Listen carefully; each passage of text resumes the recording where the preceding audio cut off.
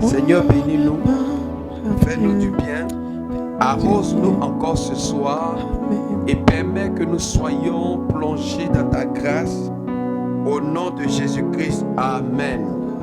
Alors nous allons nous asseoir et le thème du mois de février est intitulé « Sécuriser ma destinée contre les tueurs de destinée ». Alléluia. Frères et sœurs, il y a un enjeu en ce début de cette année. Cette année appelée l'année du règne, où Dieu nous a établis, où Dieu nous a envoyés pour occuper des positions stratégiques en vue de relâcher la gloire d'en haut. Donc nous sommes appelés à régner. Et pour cela, nous devons savoir que lorsque Dieu t'établit, Dieu te oint, toutes les personnes qui sont dans ton environnement ne sont pas susceptibles de t'aider ou d'être favorables à toi. Il y a certaines personnes qui vont s'opposer à toi. Ce qu'on appelle les oppositions de destinée. Et nous ferons face à ces différentes oppositions de destinée. Amen. Et face à cela, il faut comprendre donc la démarche à suivre. Quelle est l'attitude à adopter? Voilà pourquoi ce cheminement du mois de février, qui est intitulé « Sécuriser ma destinée contre les tueurs de destinée », nous aurons 4 étapes. Sur 5 mardis, nous aurons 4 étapes. La première étape que je vais introduire aujourd'hui, comprendre l'œuvre de ma création. Autrement dit, dites-moi la suite. Exactement. Donc, comprendre l'œuvre de ma création, donc créer pour résoudre un problème. Nous devons comprendre ce pourquoi Dieu nous a créés. Déjà, il faut savoir que nous sommes une œuvre de Dieu. Nous sommes une œuvre de Dieu. Et cette œuvre que nous sommes n'est pas n'importe quelle œuvre. C'est une œuvre que Dieu, quand il nous a créés, il s'est exclamé pour dire que cela était très bon. C'est-à-dire de tout ce que Dieu a eu à créer, il a retrouvé l'excellence en nous créant. Il a trouvé que nous étions l'œuvre la plus parfaite, l'œuvre la plus désirée, l'œuvre la plus souhaitée. Voilà pourquoi, frères et sœurs, si tu ne comprends pas que tu es l'œuvre la plus parfaite et excellente de Dieu, tu risques de passer à côté de la mission pour laquelle Dieu est. Si nous ne sommes pas, ou du moins nous ne nous voyons pas comme cette œuvre excellente, nous passerons à côté de beaucoup de choses, à courir auprès ou derrière les choses de ce monde pour lesquelles nous sommes plus excellents. Alléluia. Voilà pourquoi il faut savoir que Dieu m'a créé pour résoudre un problème. Et donc, si Dieu m'a créé pour résoudre un problème, c'est que je suis dans un environnement d'équation. Alléluia. Parce que résoudre un problème, il y a une équation. Et je suis dans l'environnement de l'équation. Ce qui veut dire, si je suis absent de l'environnement, il n'y aura jamais de solution pour le problème. Est-ce que tu imagines à quel point tu es aussi important dans l'environnement dans lequel tu vis ou là où tu es? Alléluia. Est-ce que tu imagines à quel point tu es aussi important? Paul va dire dans 2 Corinthiens 4, verset 18. Nous regardons non point aux choses visibles, mais à celles qui sont invisibles. Car les choses invisibles sont passagères et les choses invisibles sont éternelles. Frères et sœurs, parfois ce texte est mal interprété. C'est qu'il laisse croire pour certains que les choses visibles ne sont pas importantes. Nous ne devons pas les posséder. Nous ne devons pas marcher avec. Nous ne devons pas les désirer. Non. C'est une mauvaise interprétation de ce passage de la parole de Dieu. C'est un mauvais raisonnement de considérer que ce verset nous introduit à ne pas aimer ou à ne pas aspirer aux choses visibles. Non. Sinon, pourquoi Dieu nous a créés? Dieu ne nous a pas créés pour regarder les choses du monde, les choses physiques, et puis les laisser se détruire. Non. Quand Dieu a créé Adam et Ève, nous le voyons très bien dans Genèse chapitre 1, Genèse chapitre 12. Il dit soyez maîtres, il les a établis. Soyez le maître de tout. Et donc, Dieu a considéré que les choses visibles sont aussi importantes, mais pour qu'elles soient plus importantes et mieux organisées, elles doivent être sous l'autorité d'une personne, toi et moi. Donc, Dieu met sous notre autorité tout ce qui existe dans ce monde. Tout ce que nous recherchons est sous notre autorité. Alléluia. Et pourquoi donc Dieu met toutes ces choses sur notre autorité? Nous allons comprendre encore en profondeur. À la vérité, qui sommes-nous? Lorsque nous voyons l'évangile de Luc chapitre 8 verset 16, et l'évangile de Luc va dire ceci: personne après avoir allumé une lampe ne la couvre d'un vase ou ne la met sous un lit, mais il la met sur un chandelier afin que ceux qui entrent voient la lumière. Alléluia. Ceux qui entrent voient la lumière. Et nous savons que Jésus a dit ceci, que nous sommes sel et lumière du monde. Suivez très bien. Vous savez, les gens lisent ce passage, mais ils ne comprennent pas réellement. Jésus dit, nous sommes sel et lumière. Partons sur la base, nous sommes lumière. Ce qui est logique, parce que Paul dit que Dieu est lumière. Ok? Et il habite d'ailleurs même une lumière inaccessible. Lui-même, il est lumière, mais là où il habite est une lumière inaccessible à l'intelligence humaine. Donc, personne ne peut accéder là où Dieu est, de par son intelligence humaine, de par sa science humaine. Ce n'est pas possible. On ne peut pas découvrir l'environnement de Dieu par la science humaine. Ce n'est pas possible. Les gens donneront une forme à l'environnement de Dieu, une interprétation. Mais à la vérité, la science humaine ne peut pas permettre à un homme d'accéder là où Dieu est, parce qu'il habite une lumière inaccessible. Mes frères et sœurs, nous allons comprendre que cette lumière qui était autrefois inaccessible à l'intelligence humaine, du fait que l'homme qui a été établi depuis le jardin d'Éden en désobéissance par sa faute n'avait plus cette autorité de communiquer avec Dieu et de percer cette lumière.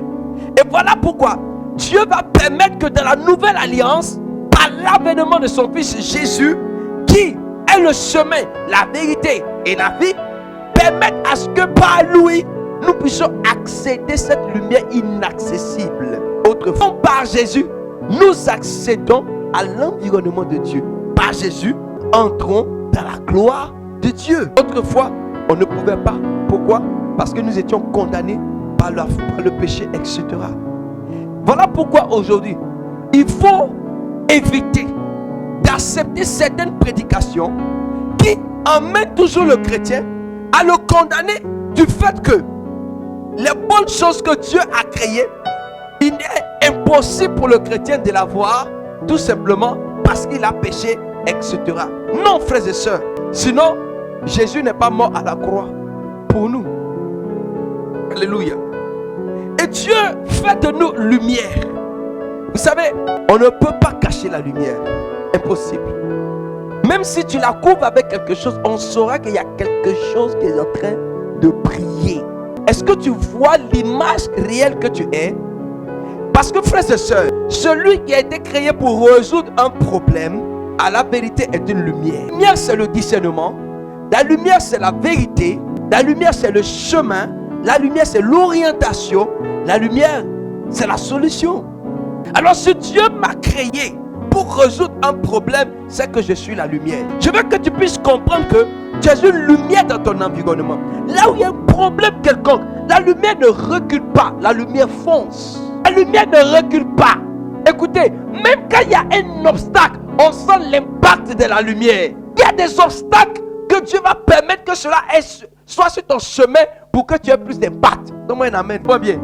Écoutez, quand il y a un obstacle, la lumière impacte plus et se propage. Mais quand il n'y a pas d'obstacle, on a l'impression que au bout de quelques kilomètres, la lumière disparaît. Mais l'obstacle sur le chemin renforce même l'éclat de la lumière.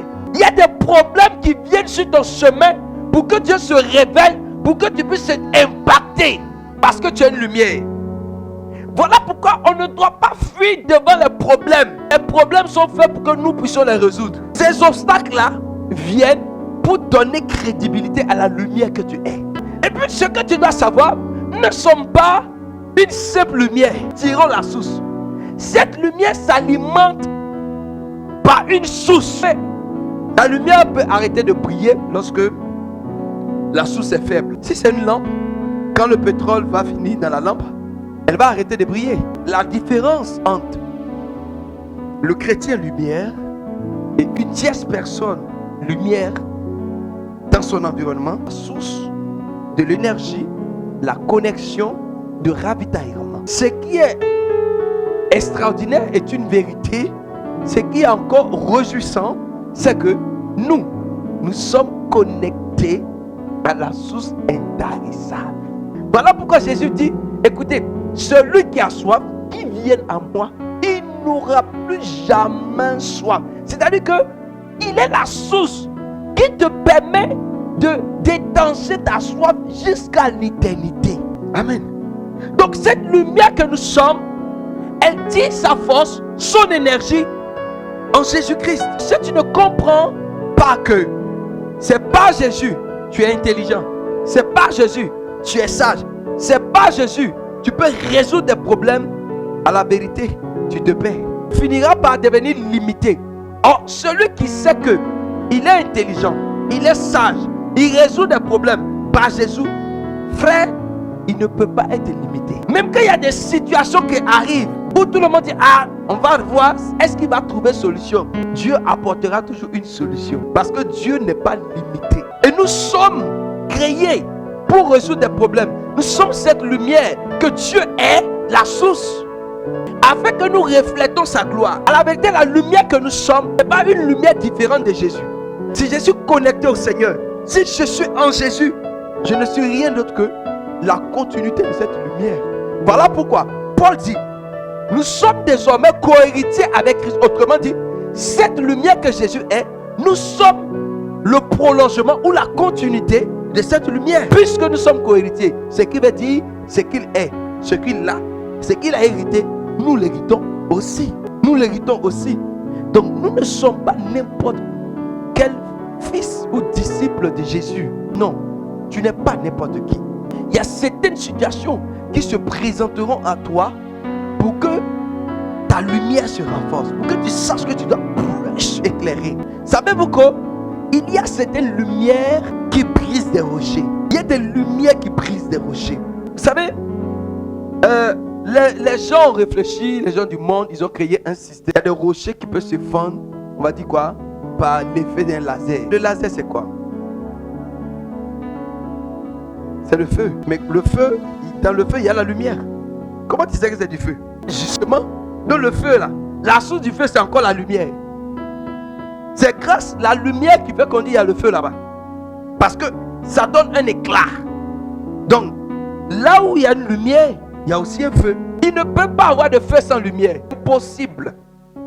Il ne peut pas avoir de feu sans lumière. Autrement dit, la lumière que nous sommes capables de transporter un feu. Nous sommes capables de transporter un feu. Et ce feu-là est capable de briser des rochers sur notre chemin. Mais nous n'avons qu'à l'activer. L'activation de ce feu exige de nous de marcher selon l'esprit. Cette étape de la vie chrétienne, nous devons commencer à marcher selon le Saint-Esprit. Donc, un chrétien qui refuse d'être spirituel, un chrétien qui refuse de marcher selon le Saint-Esprit, ne peut pas utiliser ce feu qui est un feu dévorant. C'est ce que la Bible appelle le feu dévorant. Donc ta connexion avec le Saint-Esprit active ce feu dévorant là, ce laser qui fend les rochers, qui fend les obstacles. Personne ne peut résister devant un tel feu. Et c'est un feu qui ne rate pas sa cible. Quand il est libéré, il touche la cible. Et c'est le Saint-Esprit. Quand la Bible dit, il est omniscient, il est omnipotent. Cet esprit. Et le jour de la Pentecôte dans Actes chapitre 2, nous voyons qu'il est descendu sous forme de langue de feu. La symbolique réelle de sa présence. Le feu encore. Donc en tant que lumière, il y a ce feu que nous transportons qui est le Saint-Esprit. Alors à un moment donné, si tu veux que le feu, ça dépend des situations qui sont devant toi. Il y a des situations qui ont besoin d'être utilisées, être résolues par le feu. Mais tu dois l'activer. Vous savez, il y a certaines choses, certaines situations que le Saint-Esprit va te laisser faire. Lui viendra lorsque tu penses qu'il est utile qu'il agisse. Et donc, il y a certains problèmes, tu n'as pas besoin de fatiguer le Saint-Esprit. Déjà la lumière. Mais il y a des obstacles, tu dis non. Ça là, ce n'est ni par ma force, ni par ma puissance, mais par son esprit. J'agirai. Quand tu es face à cette situation, tes problèmes, voilà pourquoi tu dois comprendre que tu as été créé pour résoudre des problèmes. Rien ne doit t'effrayer. Tu ne dois pas reculer devant une quelconque situation. Il n'y a rien de nouveau sous le ciel, nous dit la parole de Dieu. Donc nous sommes ce feu, ok. Et cette lumière que nous sommes, donc ce feu en nous, et nous sommes la lumière, est transportée par un élément appelé la lampe. Alors, écoutez, voilà pourquoi il dit, on n'allume pas une lampe pour la mettre sous le boisseau, mais c'est pour qu'elle soit visible, hein, que tout le monde, qu'elle puisse éclairer. Résoudre un problème, c'est ça.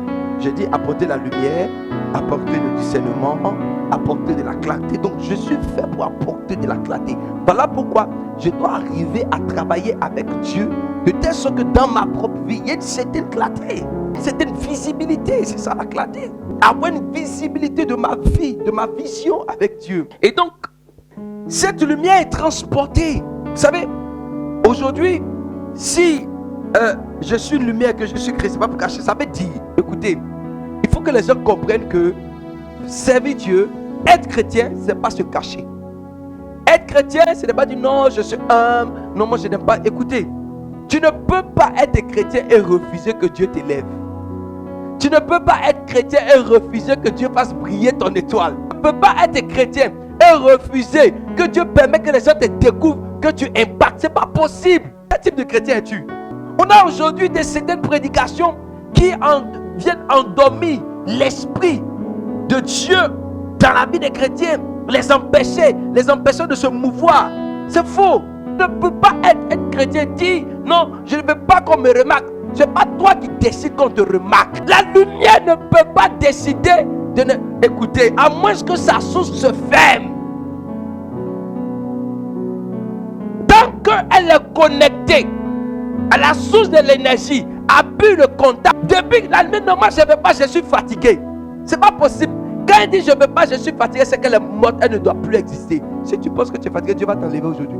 Ah vraiment, moi je suis fatigué. Afin de Dieu là, il y a longtemps on a pris à cause de 1 an, 10 ans, 20 ans. Tu es déjà fatigué. Demande à Siméon ce qu'on appelle servir Dieu. Tu es fatigué. Mais il a compris que jusque là, il n'avait pas encore trouvé satisfaction dans l'œuvre de Dieu. Il dit, je ne mourrai pas sans avoir vu la gloire de Dieu. Et cette gloire se résumait à connaître et découvrir le Seigneur Jésus. Siméon lui flatte, il attendait ça. Donc il luttait pour ne pas mourir. Mais d'autres luttent aujourd'hui pour vite mourir parce que les problèmes sont trop. Je suis fatigué. Petit truc, je suis fatigué. Maman, je suis fatigué. Maman, c'est bon, mais il va mourir même. Tu vas faire du mal à qui? Ceux qui t'aiment vont pleurer. Après, on va t'oublier. Chacun doit continuer le chemin. Alléluia. Vous savez, c'est une mauvaise incompréhension de sa destinée. Voilà pourquoi quand on se retrouve face à certains problèmes les plus difficiles, on veut abandonner, on veut jeter l'éponge. Oh, je suis fatigué. Ah, mais si c'est comme ça, c'est Dieu. Là, je vais m'arrêter. Je ne peux pas continuer. Ça là, c'est quelle manière de servir Dieu ça? Si c'est ça, j'arrête. Frère, tu ne peux pas arrêter. Alléluia. Tu ne peux pas arrêter. Parce que tu es une lumière. Tant que tu es connecté à la source de l'énergie inépuisable, tu n'as pas le choix que de prier. Vous savez, quand le chrétien décide de prier, on trouve qu'il commence à être orgueilleux. Quand il décide de prier, on trouve, oh, lui là, il commence à avoir un peu de zèle. Voilà, il commence à faire le malin. Il commence à faire ceci. Mais la lumière ne peut pas être cachée. Quel est cet évangile qui dit on doit mettre un voile sur la lumière? Pendant que lorsque Jésus est mort à la croix, la Bible dit le rideau qui était suspendu sur le temple s'est fendu pour que le temple soit visible. Paul dit nous sommes le temple de l'esprit. On ne doit plus cacher le temple. Ton charisme ne doit plus être caché. La grâce qu'en toi ne doit plus être cachée. Ce que tu es ne doit plus être caché. Ton identité ne doit plus être cachée. Si tu te caches pour servir Dieu, c'est que tu te reproches quelque chose. Non, il ne faut pas qu'on sache que je prie là-bas. Il faut qu'on sache que je prie ici. Il faut qu'on sache que moi je suis serviteur de Dieu. Donc quand tu arrives quelque part, tu te passes. Frère, on va savoir. Moi je ne dis même pas aux gens ce que je suis. Quand j'arrive, on sait. Maintenant tu fais ton développement, ton raisonnement. Même si tu ne sais pas Dieu quelque part. Frère, ça ne se cache pas. Où tu es, si on ne reconnaît pas cette étiquette sur toi, revois l'appel là. Revois l'appel. Parce qu'on saura que tu es un serviteur de Dieu à cause d'une certaine sagesse que tu vas dégager. On dit non, tel qu'il agit, certainement, il est. C'est ce qu'on a dit de Daniel. Frère, il y avait une situation. Mais lorsque Daniel est arrivé et qu'il a porté la solution, on l'a regardé. Mais cet homme a un esprit de Dieu. Daniel pensait qu'il se cachait. Après avoir apporté la solution, tout le monde a reconnu qu'il a l'esprit de Dieu. C'est pas Daniel qui avait dit moi j'ai l'esprit des dieux. Non, Daniel a agi conformément à la lumière qu'il est. Et les gens ont témoigné. Agis conformément à la lumière que tu es. Le témoignage te suivra. On veut un témoignage dans notre vie. On veut un témoignage dans certaines situations. Le témoignage ne se fabrique pas. Pose les actions. Libère la lumière que tu es. Le témoignage arrivera. La lumière n'est que lumière. Et elle est satisfaite du fait qu'elle arrive à donner une visibilité aux hommes. Si on éteint tout à l'heure ces projecteurs, ce n'est plus de la lumière. On ne va pas les appeler lumière. Et là, si tout de suite, tu vas dire, mais éteignez les lumières. Tu sais où tu vas t'orienter. J'ai dit, si c'est éteint, j'ai dit allumer les lumières, on sait aussi. Mais parfois, si quelqu'un ne sait pas ce qu'on appelle lumière, il aura du mal à savoir où ça se trouve. Mais quand c'est déjà allumé, il n'a pas besoin même d'avoir du mal à savoir qu'est-ce qu'on appelle lumière. Il sait que c'est ça. Est-ce que tu as bien compris la différence? C'est-à-dire que quand tu es en veilleuse, on a du mal à te trouver. On a du mal à te révéler. On a du mal à te découvrir. Mais quand tu es déjà allumé, on n'a pas besoin de lutter pour te connaître. Voilà qu'on doit laisser le Saint-Esprit nous aider à éclairer dans ce monde. Alléluia. On ne forcera pas les relations. On ne forcera pas certaines choses. Ceux qui doivent nous rencontrer, ceux avec qui Dieu veut que nous marchions, vont venir vers nous. Parce que quand tu pries déjà, on ne peut pas cacher. C'est pas possible. Tu es créé pour résoudre des problèmes. Le monde a soif de cela. Et cette lampe, elle se trouve, cette lumière se trouve dans une lampe. C'est un support. Écoutez, ce qui veut dire, si Dieu nous a créés en tant que lumière pour résoudre des problèmes, nous parlerons de quoi? D'évangile et d'annonce. C'est pas ça? Parler de l'évangile et d'annonce. Parce qu'à la vérité, l'évangile, c'est la bonne nouvelle, n'est-ce pas? C'est Jésus. Vous êtes tous d'accord? Ok? L'évangile, c'est la bonne nouvelle, c'est Jésus. Donc nous sommes appelés, ok, à annoncer l'évangile. Lorsque on se dit, non, vraiment, vous savez, il y a toujours une publicité quelque part. La lumière là, fait sa publicité elle-même. Dites-moi la vérité, si c'est faux. L'éclat de la lumière fait sa propre publicité. Tu cherches la lumière la plus bien, c'est quelle marque? On cherche la marque de la lumière. On cherche le fabricant à cause de l'éclat de la lumière. Donc, amen. On cherchera ton Dieu. On cherchera à découvrir Dieu à cause de l'impact que tu apporteras. Personne ne fera quelque chose avec ton Dieu. Ah oui. Donc si tu veux révéler Dieu, tu veux faire connaître Dieu, alors un bon impact. On cherchera à rencontrer ton Dieu. Il faut qu'on sache, cette année 2023, on doit avoir de l'impact. Nous devons revoir. Vous savez, l'énergie, la source peut être très bonne d'ailleurs. Mais lorsque l'œil, où j'ai envie de dire, là où sort la lumière, est rempli de poussière. On aura l'impression que la lumière ne brille pas bien. La lumière est sombre. Mais c'est parce qu'à la vérité, il faut la dépoussiérer. Il faut enlever la saleté qui se trouve sur le viseur. C'est tout. Pour que la lumière ait de l'impact. À un moment, fais un peu de recyclage. Nettoie-toi un peu. C'est-à-dire que renouvelle un peu ta mentalité. Lave un peu ta tête. Les mauvaises pensées sont... Les mauvaises pensées, les mauvaises perspectives viennent pour empêcher un bon éclat de ta lumière. Pas parce que tu n'es pas connecté à la bonne source. Tu es connecté à la bonne source. Mais le problème, c'est que ton environnement, tes pensées, tes mauvaises perspectives empêchent l'éclat de la lumière que tu es de bien briller. Alors ça te laissera croire que Dieu t'a abandonné, Dieu t'a lâché, tu n'es pas connecté à la bonne source. Dieu est fâché avec toi, il ne veut pas marcher avec toi. Non, moi-même, le Seigneur ne travaille pas moi. Mais que je vais à l'église, je prie. C'est faux. C'est faux. Alléluia. Frères et sœurs, la lampe même est chargée de la pub. Parce que la marque, on est sur la lampe. C'est pas ça.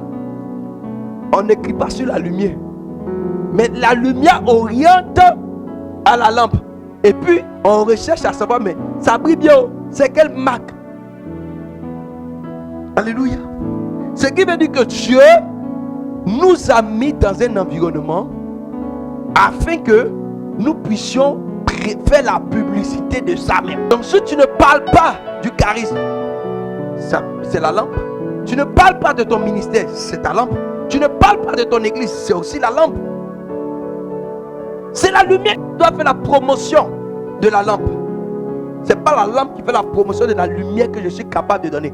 Lorsque les gens créent, ils vont vous dire, oh, on a créé une nouvelle lampe. Vraiment, ça brille, ceci. Il finit de faire la pub, il finit de parler. Mais la pub n'est pas pub. Tant qu'on n'a pas vu ce qu'il est en train de dire. Mais sans même annoncer la marque, quand on voit la lumière qu'il est en train de décrire, on dit, waouh, c'est une vraie lumière, pardon. C'est quelle marque? Ça coûte combien? Tout le monde veut donc le support. Écoutez, si nous voulons que les gens s'attachent à l'église, les gens s'attachent à l'œuvre de Dieu que nous conduisons, il faut que la lumière que nous sommes, nous la relâchions. Et si nous ne comprenons pas que c'est chacun de nous qui devons relâcher la lumière que nous sommes afin que les gens s'intéressent au ministère que Dieu nous a donné, nous allons tourner en rond. On va rester là. Chacun ne sait pas, ah oui, je suis une lumière. Grâce à moi, les gens vont découvrir le ministère. Grâce à moi, telle personne va aimer le ministère. Si les gens n'aiment pas le ministère dans lequel tu es, si les gens ne fréquentent pas le ministère dans lequel tu es, les gens ne veulent pas adhérer au ministère dans lequel tu es, revois ta lumière. Personne ne s'intéressera au moteur qui véhicule, au support, si la lumière elle-même n'arrive pas à convaincre. Personne ne s'intéressera. Alléluia. Et donc l'évangile c'est le message, on est d'accord? L'évangile c'est le message. La prédication c'est l'annonce de l'évangile. Donc il ne peut pas avoir prédication sans un message, donc sans évangile. Non, tu annonces quoi? Tu prêches quoi? Alors quand nous prêchons, nous faisons quoi? La promotion de l'évangile. C'est une publicité. Le marketing est partout. Que les gens arrêtent ça. Le marketing est partout. Si tu ne parles pas de Jésus, ça c'est un marketing. Je suis en train de te faire. Mais c'est le marketing de Jésus. Dis, ah, je vais te présenter Jésus. Tu sais, Jésus peut te guérir. Jésus est capable de faire ceci. Donne-lui ta vie. Laisse tes fétiches. Voilà, vraiment, tu seras sauvé. Tu ne vas pas mourir. On dit que tu vas mourir parce que tu as adoré les autres. Mais quand tu vas accepter Jésus, tu ne vas pas mourir. Je suis en train de faire son marketing. Je suis en train de faire une bonne campagne publicitaire pour mon Jésus en question. Et quand la personne adhère, il croit. Effectivement, ce que je leur dis est vérifié. Mais j'ai fait une publicité. Ce n'est pas de l'orgueil. Dis que le Seigneur Jésus a fait telle chose pour moi. Le Seigneur Jésus m'a mis à tel niveau. Ce n'est pas de son orgueil. Mais tu vois, les gens sont, non, faut pas, on va dire que, non, vous savez. À moins que toi-même, tu n'es pas convaincu que c'est Jésus qui a fait. Donc, tu as peur de dire ça. Amen. Mais si le Seigneur m'a béni, si le Seigneur a permis, par exemple, que je rencontre peut-être le président de la République, si le Seigneur a permis que telle personne vienne investir dans l'œuvre de Dieu, mais Pourquoi j'ai pas peur de Dieu? Je n'ai pas demandé. Je n'ai pas dit pardon. Donne-moi 50 millions, j'ai fait l'œuvre de Dieu. Il s'est levé, dit Dieu m'a convaincu. Voici ça. Je dis, Dieu m'a convaincu. Il ne faut pas me dire de t'envoyer, je ne peux pas t'envoyer. Dieu a vu le chemin vers toi, il l'a envoyé vers moi. Mais ça dépend de comment j'ai vendu la source de ma lumière que je suis. Je montrais que je suis connecté à une bonne source et qu'elle peut éclater fortement. C'est tout. Donc tout le monde cherche à avoir une visibilité. Alors on s'abreuve à la lumière. Parfois il faut que tu acceptes aussi que quand on utilise la lumière, c'est un point clé que je vais toucher. La lumière est faite pour être utilisée. Si tu n'es pas prêt quand tu utilises, ce n'est pas la peine. Ah oui. Tu ne peux pas vouloir en même temps qu'on t'utilise, en même temps que tu sois récompensé. Il y a certaines situations où Dieu permettra que tu sois utilisé. Après satisfaction, viendra la récompense. Il y a ceux qui vont croire déjà sans déjà même travailler avec toi, automatiquement vont commencer à investir dans ta vie. Mais il y a ceux qui vont vouloir d'abord voir quelque chose avant de faire. Ce qui est logique. Tu ne peux pas en vouloir à ces personnes parce que chacun n'a pas le même degré et niveau de foi et de compréhension d'ailleurs. Donc quand on ne comprend pas ça, on est frustré dans l'œuvre de Dieu. Non, c'est-à-dire qu'il y a des gens qui vont venir dans les assemblées pendant des mois, peut-être même années pour être convaincus pour donner 5 francs. Tu parles à la personne assise. Son cœur n'a même pas touché même. Elle ne voit même pas même l'enjeu de l'évangélisation. Mais il y a des personnes qui arrivent au premier contact. Elles sont convaincues. Ça dépend de la soif qu'elles avaient. Vous savez, quand ces personnes ont une certaine soif, écoutez, elles adhèrent facilement à la grâce de l'esprit qui est dans l'environnement. Mais quand il y a des gens qui ne sont pas totalement assoiffés, mais c'est comme quelqu'un qui n'a pas trop faim. Écoutez, quoi que tu fasses un bon plat, si le gars n'a pas faim, tu vas parler, il ne va pas manger. C'est que si j'aime manger, mais peut-être après. Tu vas tourner c'est comme les enfants. Il va jouer avec la nourriture, il n'a pas faim. Pourtant c'est un bon repas que tu as fait, c'est bien doux. Mais lui il n'a pas faim, laisse à faire de ces doux là. Quand lui il aura faim, il va songer à ça. Même si tu lui donnes sa part, il va tourner, picorer ça comme un poulet, mais il ne va pas manger. Parce qu'il n'a pas faim. Et certains chrétiens ont cette attitude. Cela dépend du degré de soif. Alors quand Jésus dit celui qui a soif qu'il vienne à moi, ça veut dire la condition pour que les gens viennent à lui est qu'il ait soif. Quelqu'un qui n'a pas soif, il ne viendra pas à Jésus. Il sait que pour que les gens décident de venir à lui là, il y a une soif qui doit se déclencher en eux. Voilà pourquoi quand quelqu'un fréquente une assemblée, un ministère, une communauté, si son degré de soif n'est pas élevé, il n'adhérera pas vite à la vision. Et c'est qui est logique. La personne trouvera que c'est une perte de temps. Elle va tourner en rond. Demain, elle va dire non, c'est plus la peine. Moi, mais je ne viens plus. C'est normal. Parce que ce qu'on enseigne, la fontaine qui se trouve là, son degré de soif n'est pas élevé pour s'en abreuver. C'est qui est logique. Alléluia. Et donc, nous devons comprendre que le Seigneur nous a appelés donc pour résoudre des problèmes. Alléluia. Donc, nous sommes cette lumière. Et donc, tout support que nous pouvons utiliser pour prier, nous devons l'utiliser. Nous devons l'utiliser. Amen. Le support n'est pas le problème. C'est ce que le support contient ou la source à laquelle la lumière sort qui est le problème. C'est tout. N'importe quel support. Tu peux même peut-être porter un habit quelconque, insignifiant, mais tu peux avoir de l'impact. Tu peux porter un vêtement très coûteux et ne pas avoir de l'impact, ou aussi avoir aussi de l'impact. Donc Dieu ne regarde pas au support, il ne regarde pas à l'aspect. Mais, vous savez, dans le système du monde, certaines personnes aussi regardent l'apparence.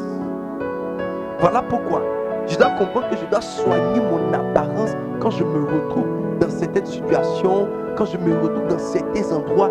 Je dois soigner mon apparence. Tu sais, Dieu montre qu'il n'y a pas la misère dans la présence de Dieu. Oui.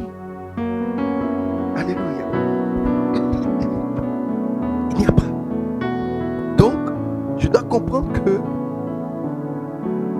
je n'ai pas été créé pour être caché par quelqu'un ou par quelque chose, par une quelconque situation. Je dois savoir que toutes les situations sont bonnes pour que je sois révélé.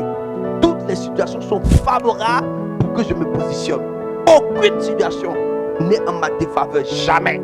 Les hommes peuvent programmer des situations en ma défaveur, certes, mais je dois me dire, si Dieu permet que je rencontre cette situation, c'est en ma faveur. C'est une grâce. Et je ne dois pas reculer.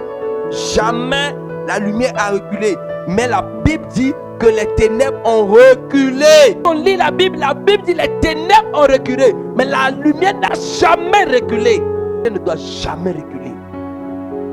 Peu importe la situation que tu vas rencontrer sur ton chemin, tu ne dois jamais reculer. La solution se trouve en toi. Elle se trouve en toi. Alléluia. Elle se trouve. Voilà pourquoi le Seigneur dit, n'aie pas peur. Bouge. Mets-toi en mouvement. Mets-toi en action. Marc chapitre 16 verset 15. Allez par tout le monde. Prêchez la bonne nouvelle à toute la création. C'est-à-dire, des personnes comme toi qui ont été créées, ne sachant pas que leur identité est de résoudre des problèmes, va leur dire que leur identité c'est de résoudre des problèmes. Comme je suis en train de vous le dire ce soir. Et c'est ça toutes les créations. Dis aux autres que le Seigneur nous a créés pour résoudre des problèmes. Ce qui veut dire aussi que le monde ne finira jamais avec ses problèmes. Alors, ne sois pas découragé s'il y a certains problèmes que tu n'as pas pu résoudre. Tu n'as pas eu assez d'intensité de flamme. Amen. Tu dois te dire, il faut que je renforce l'intensité de ma flamme. Si je n'ai pas pu résoudre, c'est que je n'ai pas bien brillé. C'est tout. Mais ce n'est pas parce que je suis un échec que je ne le suis pas. Vous savez, heureusement que Dieu a fait de telle sorte que personne ne mesure déjà le degré du problème avant de s'y engager. Pourquoi Dieu le fait ainsi? Parce qu'il veut que chaque jour tu te bonifies dans sa grâce. Vous savez, quand les gens commencent à penser qu'elles sont à un certain stade, à un certain niveau d'onction, de grâce, elles ne fournissent plus d'efforts. La paresse commence à s'installer, la négligence commence à s'installer, parce que écoute, je fréquente tel type d'homme de Dieu, etc. Je marche avec telle personne, tel est mon père, donc voilà, je peux dormir, je peux faire... Écoutez, quand tu as une certaine assurance dans ce sens, il y a une certaine paresse qui t'anime. C'est ce qu'on appelle parfois le faux confort. Il y a des gens qui vivent dans un faux confort, une fausse sécurité. Alléluia. Une fausse sécurité. Écoutez, le poussin est toujours en sécurité en présence de la poule. Mais ce n'est pas toujours, ils se promènent ensemble. Et le joueur n'est pas là. Tu fais comment? Tu fais comment? C'est pas toujours, ils se promènent ensemble. Hein? Mais quand elle est là, elle est prête à défendre son poussin bec et ongle. Alléluia. Frères et sœurs, nous devons faire la publicité de l'évangile. Et si on doit faire la publicité de l'évangile, c'est qu'on parlera de nous. On est obligé de parler de toi. Vous savez, aujourd'hui, là où on est arrivé, tu dois apprendre à communiquer autour de ta vie. Parce que tu transportes quelque chose qui mène ton existence. Jésus-Christ. Est-ce que vous avez bien compris? Tu dois apprendre à communiquer autour de ta vie parce que tu transportes Jésus. Si tu ne transportes pas Jésus, alors tu peux accepter de rester dans l'ignorance. Tu peux accepter de rester dans l'ombre. Tu peux accepter de rester dans l'oubli parce que tu ne transportes rien de merveilleux. Alors, pourquoi on va chercher à te découvrir? Mais toutefois que je suis convaincu que je transporte le Dieu par excellence, le sauveur de l'humanité, frère, je dois donc permettre qu'il y ait une communication autour de ma destinée. Alléluia. C'est un principe. Alléluia. Et le prophète Isaïe va dire, je vais terminer par cela, Isaïe chapitre 40, verset 9, Dieu va dire à Isaïe, il dit, monte sur une haute montagne Sion, pour publier la bonne nouvelle. Élève avec force ta voix, Jérusalem, pour publier la bonne nouvelle. Écoutez, je vais revenir sur chaque mot de ce verset pour terminer, pour que vous puissiez comprendre. Dieu donne instruction à Isaïe. Il dit, lève-toi, monte sur une haute montagne. Écoutez, il y a montagne et puis il y a montagne. Dieu dit, choisis la plus haute des montagnes. Ça veut dire que l'objectif de Dieu, ce n'est pas que tu sois caché. L'objectif de Dieu, ce n'est pas que tu sois piétiné. L'objectif de Dieu, c'est que tu sois à la hauteur. L'objectif de Dieu, c'est que tu sois à la tête. La vision de Dieu, c'est que tu sois à la tête. Que tu sois devant toutes choses. Tu vas à la haute montagne. Quel que soit le prix que ça va te coûter, quelles que soient les conditions que ça va s'imposer à toi, tu dois être à la haute montagne. Mais c'est dès que tu acceptes d'être sur quelconque montagne basse.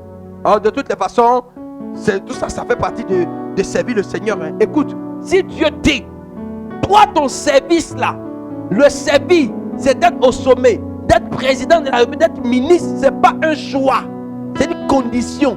Donc accepter que certaines personnes disent que Dieu m'a appelé à tête.